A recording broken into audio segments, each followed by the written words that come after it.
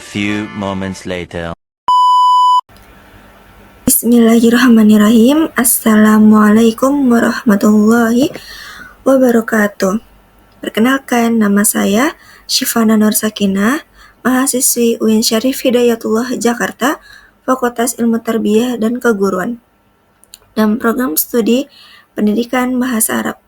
Izinkan saya untuk menjelaskan tentang analisis balaghah surah Al-Maidah ayat 44. Dosen pengampu Ustadz Muhsan Nawawi dan mata kuliah Balaghah Qur'aniyah. Saya akan membacakan surah Al-Maidah ayat 44. Bismillahirrahmanirrahim. Inna anzalna at-taurata fiha hudaw wa nur. فيها هدى ونور يحكم بها النبيون الذين أسلموا للذين هادوا وربانيون والأخبار بما استحفظوا من كتاب الله وكانوا عليه شهداء فلا تخشوني ولا تشتروا بآياتي ثمنا قليلا ومن لم يحكم بما أنزل الله فأولئك هم الكافرون.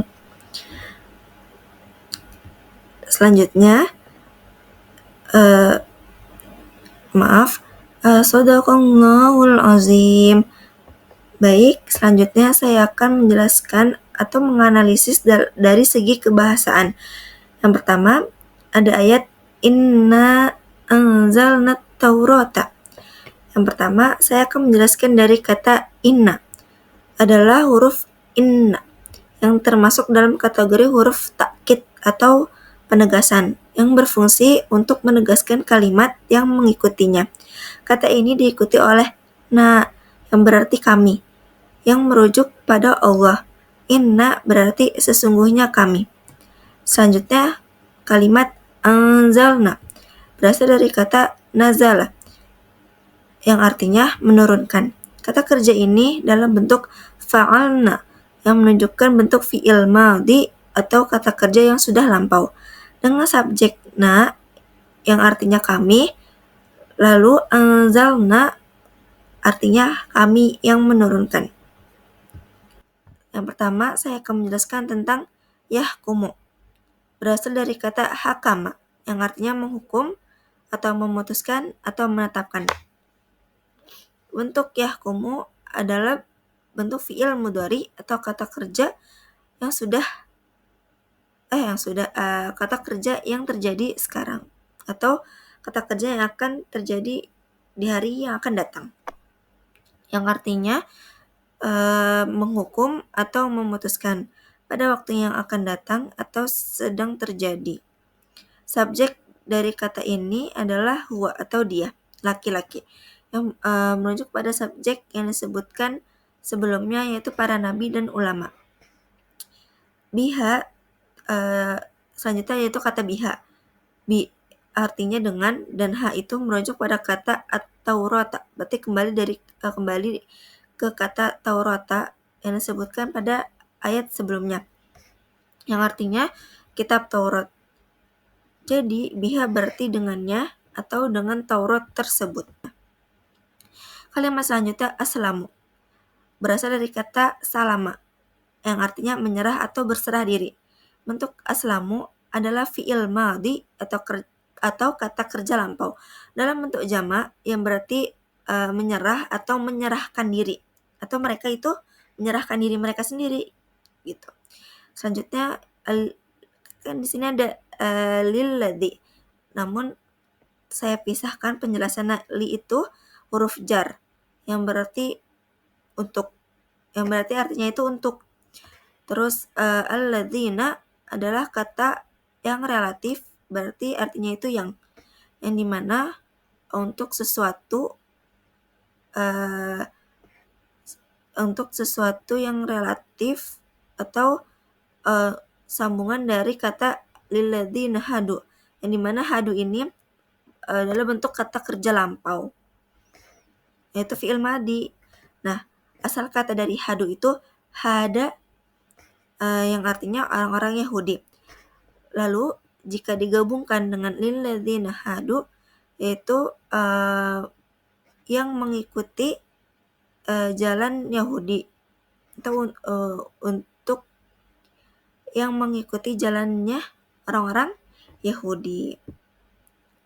Nah, selanjutnya itu ada kalimat warabbaniyuna, yang berarti wa itu artinya itu dan rabbaniyuna adalah bentuk jamak dari rabbani yang berasal dari kata rabba yang artinya itu Tuhan atau pencipta.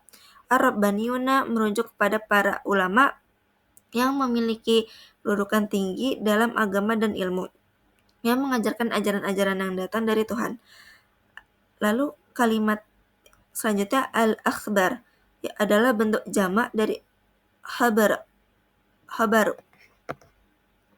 yang berarti ulama atau cendekiawan agama, khususnya dalam tradisi Yahudi. Al-akhbaru berarti para ulama atau para cendekiawan agama. Nah, ayat ini menjelaskan bahwa para nabi, terutama mereka yang beriman bersama dengan ulama dan cendekiawan agama, memutuskan perkara di kalangan umat mereka berdasarkan kitab Taurat, dan ada penekanan pada peran otoritatif kitab Taurat dalam hukum dan petunjuk hidup bagi orang-orang Yahudi dan mengikuti agama yang mengikuti jalan Tuhan. Alaihi adalah preposisi ala yang artinya itu di atas atau terhadap,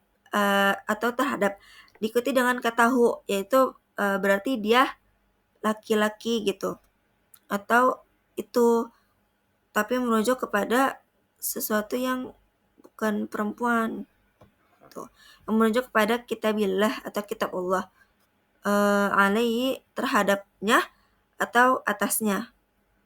Jadi alaihi itu kembali kepada kitabillahinya, kembali kepada Allahnya gitu. Dan syuhada adalah bentuk jamak dari syahid, yang artinya itu saksi atau yang melihat gitu. Syuhada berarti lebih ke para saksi. Ayat ini mengungkapkan bahwa orang-orang yang disebutkan sebelumnya dalam surah ini mereka adalah para nabi dan ulama, diberikan tanggung jawab untuk memelihara atau menjaga wahyu Allah, dan mereka bertindak sebagai saksi terhadap wahyu tersebut. Fala tahsyaun nasa menunjukkan bahwa seseorang tidak boleh takut kepada manusia dalam menjalankan hukum dan wahyu Allah ketika dihadapkan dengan tantangan atau ancaman dari orang lain. Sebaliknya menegaskan bahwa yang seharusnya ditakuti adalah Allah yang memiliki kekuasaan tertinggi atas segala sesuatu.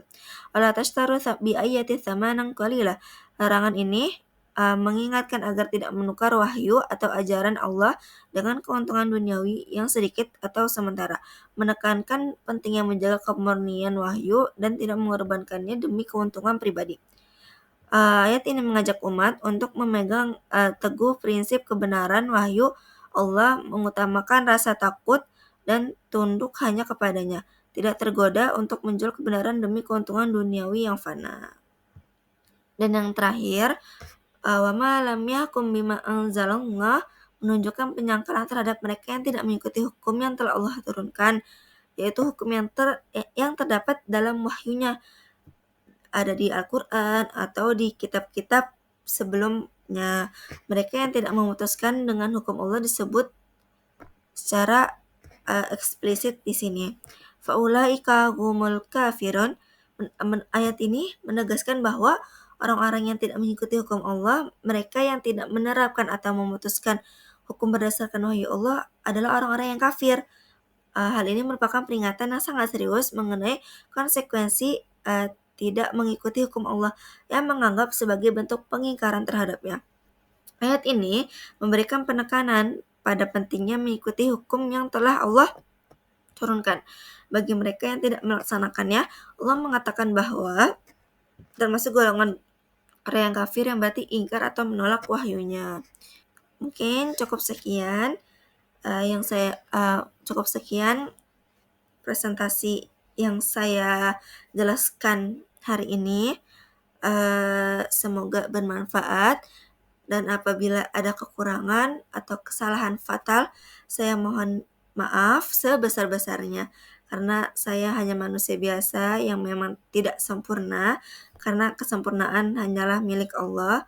Bila ada kesalahan, mohon dibenarkan. Wabillahi taufik wal hidayah. Wassalamualaikum warahmatullahi wabarakatuh.